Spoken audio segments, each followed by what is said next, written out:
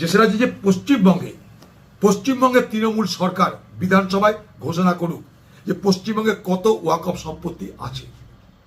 1,48,234টা ওয়াকফ সম্পত্তির তালিকা প্রকাশ করুক। আপনারা শুনলে অবাক হবেন, Tollygunge club, royal golf club, বিধানসভার নিজস্ব যে বিধানসভায় বিল পাস করছে সেই বিধানসভাটা সব ওয়াকফ সম্পত্তি। বিধানসভার তরফ থেকে ওয়াকফ বোর্ডকে ভাড়া দেওয়া হয় 100 টাকা। আপনি নিজের রাজ্যে ওয়াকফ নিয়ে কি করেছেন, ওয়াকফ সম্পত্তি কতটা লুট হয়েছে আপনার আমলে, তার তথ্য আমরা জানতে চাই। বাংলা মানুষ জানতে চাই যে কত ওয়াকফ সম্পত্তি আপনার আমলে এই বাংলায় লুট হয়েছে।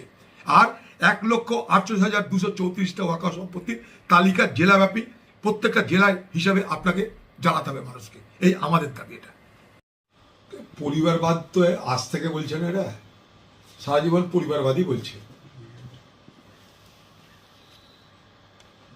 এটা বলতে পারছে না যে প্রিয়াঙ্কা গান্ধী ওয়ায়নাড থেকে নির্বাচিত জনপ্রতিনিধি।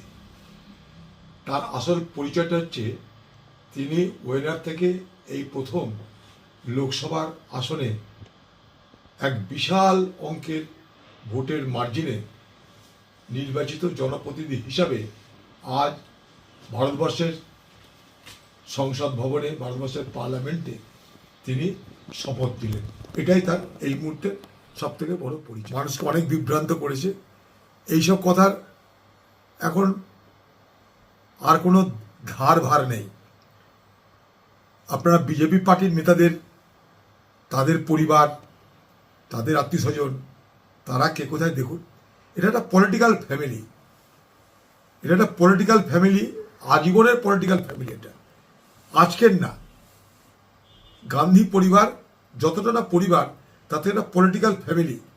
ভারতবর্ষের স্বাধীনতার সঙ্গে যাদের যোগসূত্র, যাদের সম্পর্ক, তো গান্ধী পরিবারকে তাই আমরা বলি কি গান্ধী পরিবার একটা প্রতিষ্ঠান। সেটা একটা গোটা পরিবার এবং সে পরিবারটা একটা প্রতিষ্ঠান। Gandhi family is itself an institution. এটা একটা প্রতিষ্ঠান। তো স্বাভাবিকভাবেই বিজেপি পার্টির এ কথা বলা আর সাজে না। সে এই মুহূর্তে নির্বাচিত জনপ্রতিনিধি হিসাবে পার্লামেন্ট, হাইকোর্ট যেটা বলেছে সেটা তো স্বাভাবিক। এটা কিন্তু হাইকোর্টে গিয়ে আর দরবার করেনি ইউনুসের সরকার, এই কারণে যে আন্তর্জাতিক চাপ তাদের উপর সৃষ্টি হচ্ছে। এটা জুডিশিয়ারি দেখেছে, ভালো কথা। এখন তাহলে বাংলাদেশে জুডিশিয়ারি বেঁচে থাকুক, জুডিশিয়ারি নিরপেক্ষ থাকুক, এটা আমরাও চাই। যেমন ভারতে চাই, বাংলাদেশেও চাই। ভারতে যেমন গণতন্ত্র চাই, বাংলাদেশেও চাই। এ কথা বলা মানে বাংলাদেশের আভ্যন্তরের উপর হস্তক্ষেপ করা একদমই নয়। আমাদের পাশের দেশ, আমরা এড়িয়ে যেতে পারি না। আমরা ভূগোলকে এড়াতে পারি না। আমরা ভূগোলকে অস্বীকার করতে পারি না। যদি ভূগোলকে অস্বীকার করতে না পারি, তাহলে বাংলাদেশ আমাদের পড়োশি দেশ। তাই আমাদের ভালো লাগুক বা না লাগুক, এই পড়োশি দেশের ভালো মন্দ নিয়ে আমাদের থাকতেই। বাংলাদেশে যে চিন্ময় কৃষ্ণ দাস, যে তার হয়ে সওয়াল করতে গিয়ে, কালকে ওটা ছিল ওই অন্য আইনজীবী তার হয়ে সওয়াল করছিলেন, অন্য আইনজীবী মারা গেছেন, এটাও একটা কারণ ছিল। তার আইনজীবী ছিলেন না, এটা পরে ক্লিয়ার হয়েছে। আচ্ছা, কালকে যখন চিন্ময় কৃষ্ণ দাসকে কোর্টে তোলা হয়েছিল, তারপরে অ্যাটর্নি জেনারেল রাত্রে যে তিনি বিবৃতি দিয়েছিলেন, তাতে ইসকনকে ব্যান করার প্রস্তাব রাখা হয়েছিল। আমার মনে হয় আন্তর্জাতিক বিশ্বের যে চাপ, কারণ ইসকন একটা আন্তর্জাতিক সংগঠন, তারা কখনো হিংসা করে বলে আমাদের জানা নাই, তারা কখনো রাইফেল বন্দুকের কারবার করে বলে আমাদের জানা নাই। এটা একটা আন্তর্জাতিক কৃষ্ণ ভক্তদের একটা দল। তাদের সঙ্গে বাংলার ঘনিষ্ঠ সম্পর্ক আছে, মায়াপুরের সম্পর্ক আছে, আপনারা জানেন ইসকনের হেডকোয়ার্টার নাম মায়াপুর। তো আমাদের বক্তব্য তখন সারা আন্তর্জাতিক চাপ সৃষ্টি হয়েছে, কারণ আপনাদের কাছে ইসকনকে ব্যান করার প্রতিবাদে আমেরিকাতে, ইউরোপে সর্বত্র প্রতিবাদ মিছিল ধ্বনিত হয়েছে। আজকে বাংলাদেশের বিরাট সাহায্য আসে ইউনাইটেড নেশনস থেকে, বাংলাদেশে প্রচুর পরিমাণ আর্থিক সাহায্য আসে আমেরিকা থেকে, ইউরোপ থেকে। তাই স্বাভাবিকভাবেই সেখানটায় আর্থিক অসুবিধা তৈরি হতো, আর অনেক বিপদ তৈরি হতো তাদের। তারা অনেক বেশি একঘরে হয়ে পড়তেন।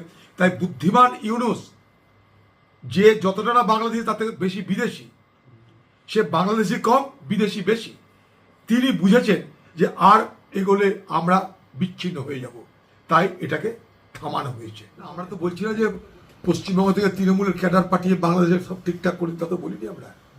পশ্চিমবঙ্গ থেকে তৃণমূলের হারমাত বাহিনী তারা গ্রামে গঞ্জে বিরোধী দল কংগ্রেস সিপিএম তাদেরকে মেরে ধরে ঠান্ডা করতে পারে আমরা জানি, বাকি তাতে কোনো দম ঠোপ না সেটাও জানি আমরা। তো আমার প্রশ্ন এইখানে যে হঠাৎ তাহলে 21শে জুলাই আপনি আপনার প্রোগ্রামের কথা নিশ্চয় মনে আছে, শহীদ দিবসে আপনি কলকাতা থেকে বলেছিলেন, আপনার বক্তব্যটা একবার পড়ে নিতে পারেন নিজে নিজে, যে পাশে বাংলাদেশে খুব গণ্ডগোল হচ্ছে, সেখান থেকে যদি কোনো মানুষের বিপদে তারা এই রাজ্যে প্রবেশ করে তাহলে আমি তাদেরকে সাদরে গ্রহণ করব, বিপদে পড়ে যদি তারা যদি আসে। একথা আপনি বলেছেন, আমরা বলিনি। আমার বক্তব্য সেইটা না। আপনাকে বিদেশে রাজনীতিতে হস্তক্ষেপ করতে কেউ বলেনি, ওটা আপনার ক্ষমতা নেই। এটা আমরা জানি আপনি কতদূর পারেন না পারেন। কিন্তু আমার প্রশ্ন হচ্ছে, আমাদের সব পরিচয়ের উপরে বাংলায় আরেকটা আলাদা পরিচয়, যে আমরা সবাই বাঙালি, আমরা সবাই বাংলা ভাষায় কথা বলি, আমরা বাঙালি সংস্কৃতিতে বিশ্বাস করি। এই বাঙালি ভাষা এবং বাঙালি সংস্কৃতিকে রক্ষা করার জন্যই বাংলাদেশের স্বাধীনতা যুদ্ধ হয়েছিল। সেই স্বাধীনতা যুদ্ধে 30 লক্ষ বাঙালিকে শহীদ হতে হয়েছিল। তাদের প্রতি তাই আমাদের একটা আবেগ আছে, তাদের প্রতি আমাদের একটা অন্যরকম আত্মিক ভাবনা আছে, আন্তরিক ভাবনা আছে। আপনি কি আবেদন করতে পারেন না? আপনি কি আবেদন করতে পারেন না যে বাংলাদেশের সরকার বাংলাদেশ পশ্চিমবঙ্গের একজন বাঙালি হিসাবে বাংলাদেশে যে অত্যাচার চলছে, বাংলাদেশে যে হিংসা চলছে, বাংলাদেশে যে হিন্দু এবং উদারবাদী মুসলমানদের উপরে আক্রমণ চলছে, সেই হিংসাকে থামানোর জন্য আপনি চেষ্টা করুন। এ কথা বলা মানে এটা নয় যে আমি বিদেশি কোনো বিষয় হস্তক্ষেপ করছি। আমরা প্যালেস্টাইন নিয়ে বলি না, আমরা বলি প্যালেস্টাইন নিয়ে, ইউক্রেনের যুদ্ধ থাকুক আমরা বলি না, অসুবিধা কি আছে? আমরা এখান থেকে বলিনি যে আমেরিকায় সাদা কালোর জাতি বিদ্বেষ যেন না থাকে। আমরা বাংলা থেকে বলিনি যে সাউথ আফ্রিকায় জাতি বিদ্বেষ বন্ধ হোক। এর মধ্যে অপরাধ কি আছে, অন্যায় কি আছে, মাথায় ঢুকছে না। সেগুলো কি বিদেশে হস্তক্ষেপ? আমরা ইসরায়েলের উপরে যে ইসরায়েলের যে হামলা, প্যালেস্টাইনের সাধারণ মানুষের উপরে, শিশু মহিলাদের মৃত্যু হচ্ছে, হাজার হাজার প্যালেস্টাইনের শিশু মহিলা মারা যাচ্ছে, তাদের জন্য কি আমরা প্রতিবাদ করিনি? আমরা কি বলিনি যে প্যালেস্টাইনের উপরে এই আক্রমণ বন্ধ, প্যালেস্টাইনের যুদ্ধ বন্ধ? এ কথা কি আমরা বলতে পারি না? আমরা কি কথা বলতে পারি না যে বাংলাদেশে হিংসা বন্ধ হোক, সেখানে সব মানুষের বাঁচার অধিকার ফিরিয়ে দাও? এ কথা কি আমরা বলতে পারি না? হয়তো আজকে